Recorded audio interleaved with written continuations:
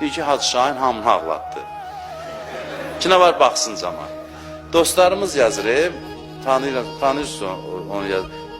Yazıq ne üçün yazır? Gör ki, başqa şeye gəlmirlər.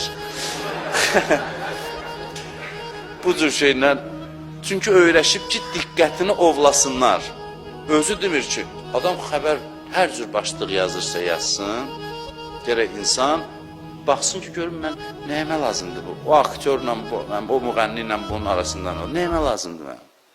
Mənim nəyimə lazımdır? O müğənni bu müğənninin nə üçün dalaşır? Onsuz da sabah barışacaqlar. Sən boş vaxtın gedəcək. Bəzən də özləri dalaşır ki, maraqlı olsun da cəmaat baxsın.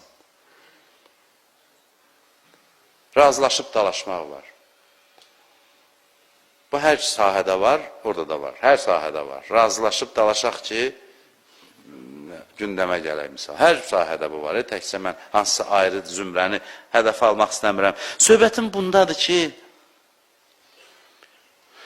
belə yaşamayan insanlar, nizamlı, intizamlı yaşamayan insanlar həyatda nəyəsə çatması mümkünsüzdür. Belə yaşamaq adamı ləzzətlərdən məhrum eləyir, bəzilərindən məhrum eləyir, amma daha yaxşı ləzzətlərə çatdırır.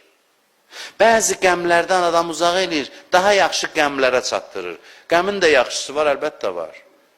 Qəmin pozitivi var. Elə qəmlər var ki, sevinç kimidir ruh üçün. Bu qəzəllərdə yazılan qəmlər var, onlar pis qəmdir. O elə qəmdir ki, adam zövq alır ondan. Adamın gərək sevinci də gözəl olar, qəmi də gözəl olar.